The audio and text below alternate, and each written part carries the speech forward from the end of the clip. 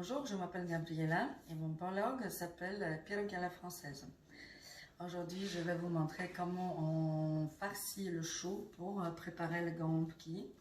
La recette complète, vous allez trouver sur mon blog. Et donc, on a pré-cuit les feuilles de notre chou. On a également enlevé la partie au milieu qui est un tout petit peu dure. On a préparé notre farce.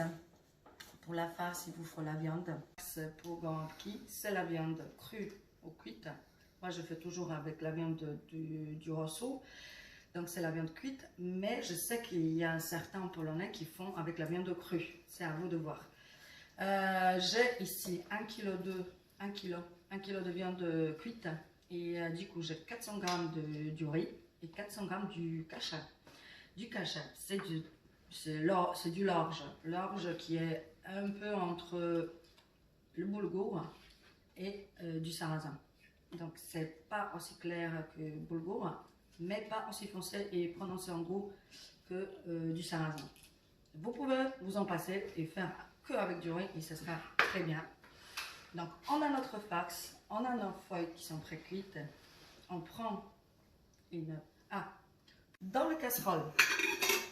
Ça c'est une cocotte minute classique. Vous mettez une petite assiette dans ce sens-là, parce que si vous faites ça, l'assiette va faire une ventouse et vous n'allez pas pouvoir le décoller, ce qui m'est déjà arrivé. Donc on met bien l'assiette dans ce sens-là pour que les gomki n'accrochent pas.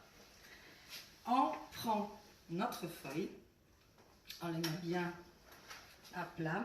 On prend, bien sûr avec la main, notre farce.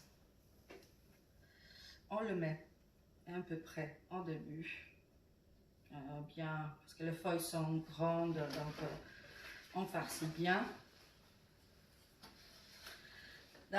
Ensuite, on plie le bord. Avec le pouce de la main gauche, on plie le bord. De l'autre côté, pareil. On attrape tout bien comme il faut. On serre pour que ça ne se défait pas et on roule.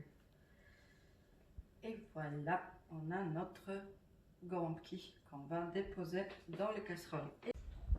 Je refais un seconde.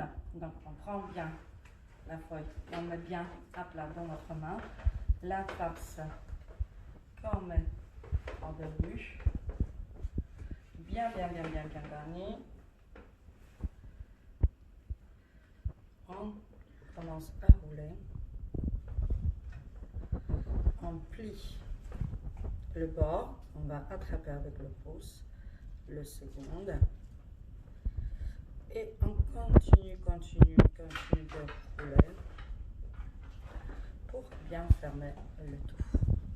Voilà, je vous souhaite smacznego et à bientôt sur mon blog Pierogi à la française.